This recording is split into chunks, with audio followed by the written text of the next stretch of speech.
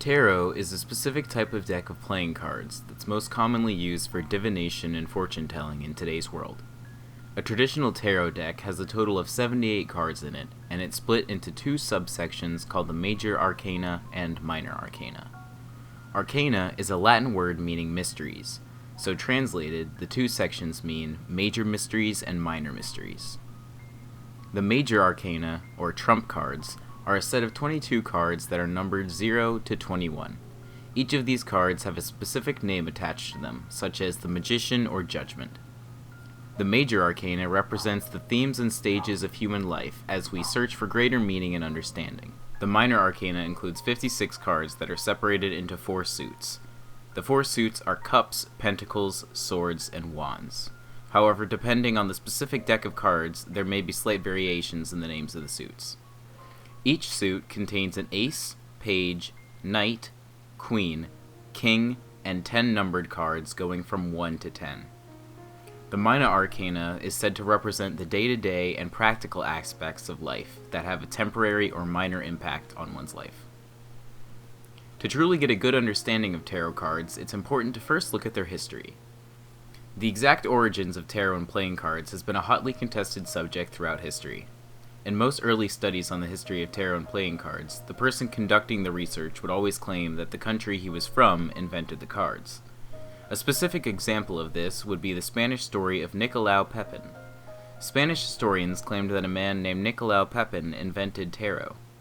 In Spanish, his initials would be read naipe, which is the Spanish word for playing card.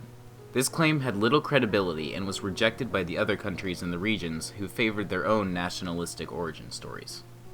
The Spanish story does provide an important piece of evidence that would be used to correctly trace tarot and playing cards' origins to Egypt. The Spanish word naipe and the Italian word naibe both mean playing card and can be traced to Arabic origins. In both languages, they used the word carta for card, so having a specific word for playing or tarot card was strange. Historians would first trace these words to the Arabic word for deputy, naib.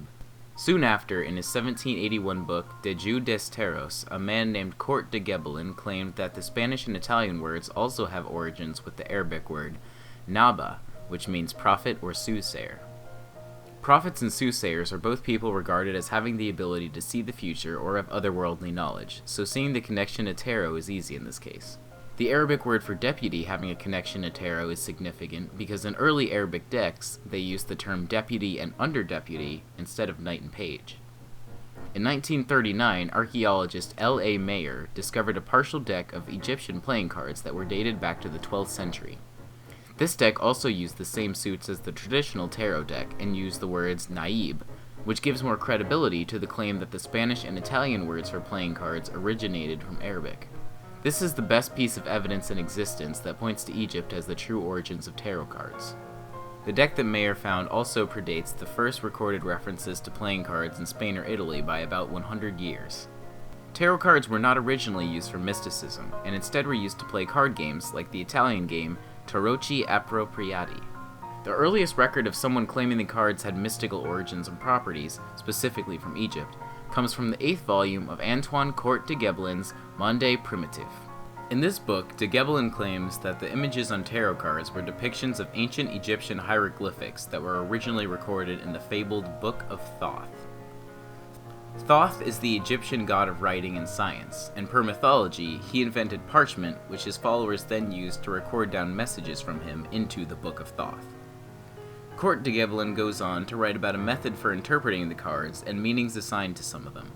These claims and interpretations lacked credibility, especially since he published his book before the Rosetta Stone was found in 1799.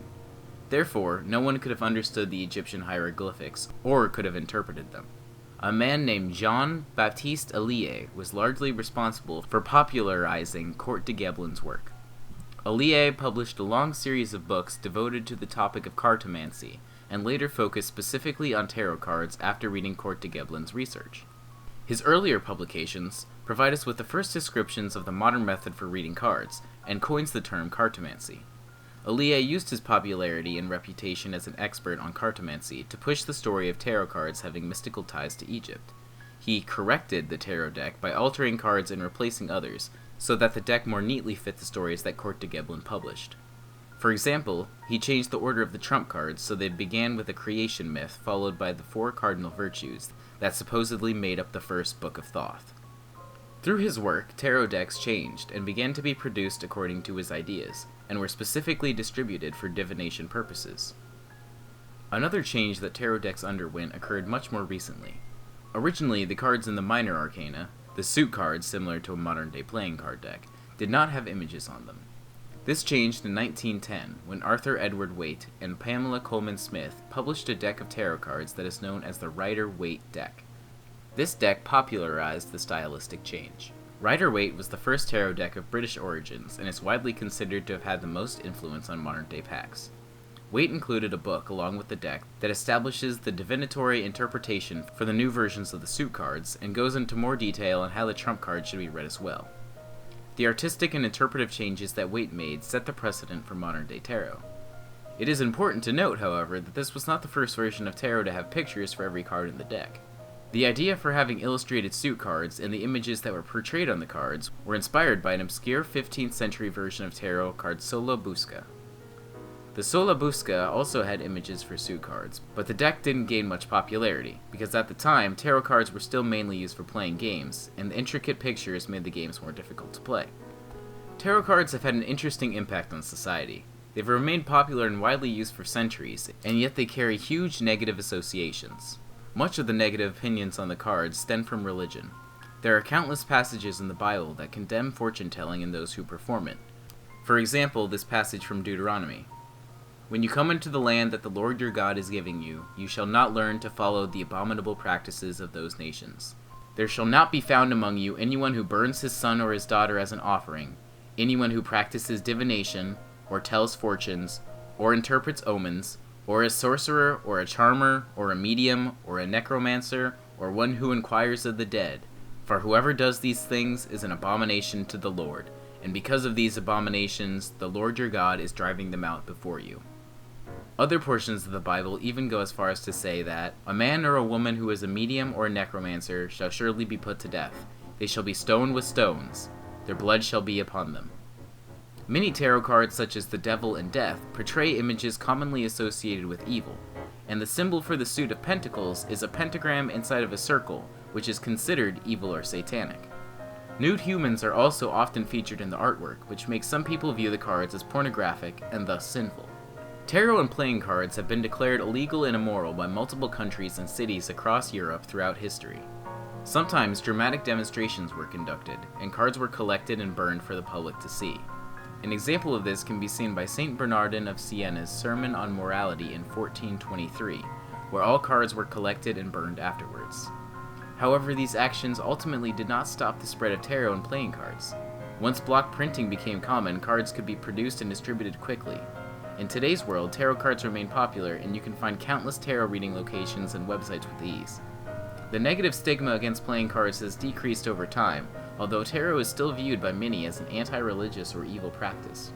Tarot cards have a deep, interesting, and controversial history. Scholars throughout the centuries have researched and debated nearly every aspect of the cards, from their country of origin to their mystical origins and the correct interpretations of them.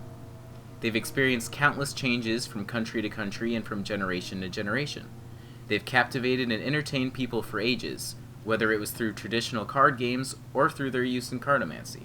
They've been denounced and demonized as immoral and evil by the most powerful governments and religious organizations, and yet they did not fade away. They've even been subject to studies and experiments which sought to prove that they had no mystical properties, and yet there are millions of websites and businesses that perform tarot readings. Tarot cards are overall a fascinating subject to study.